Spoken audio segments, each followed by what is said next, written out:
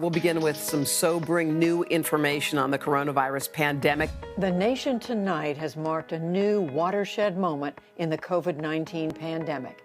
500,000 confirmed deaths. It's a very difficult situation, as was predicted. This is going to get worse before it gets better, for sure. The virus is more likely spread by people who have symptoms, but those without symptoms could still be contagious. The CDC recently issued new guidelines saying people who smoke and vape are at higher risk for more severe complications and hospitalization if they get COVID-19. I mean, at the worst time, they said that I had a 5% chance of survival if I didn't get a lung transplant.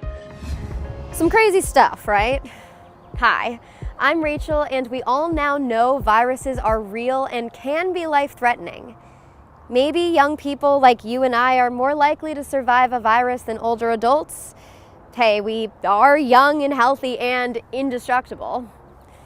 But check our history. Some pandemics, like the Spanish flu in 1918, killed millions of young people. Now, medicine has certainly come a long way in 100 years, but since our world has now changed with the threat of new viruses, we thought this would be a good time to talk about how vaping can compromise your body's ability to fight against any virus.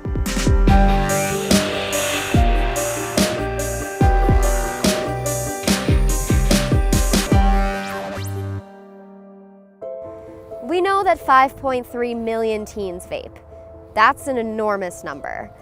And as you'll hear, vaping can hurt your lungs and make you more vulnerable to viruses of all kinds. This video is going to concentrate on how vaping directly impacts the pulmonary system. You know, breathing. But first, and some of you may know some of this by now, let's go over the basic ways vaping impacts your health. Due to the urgency of this subject matter, a few of our interviews were recorded remotely due to nationwide social distancing restrictions at the time. But vaping has been around about 10 years, so we're still trying to figure out what happens. I think it's generally agreed upon that vaping does have an effect on the lung. Vaping involves the inhalation of about 30 to 80 chemicals, and so as you breathe in this cloud of chemicals, they touch down on the cells lining your airways, going all the way deep, deep into the lungs. In fact, some of the chemicals found in vaping liquid are known carcinogens. And we know carcinogens can cause cancer. In the process of using a vaping device, that liquid gets heated and then mixed with air as it is breathed in.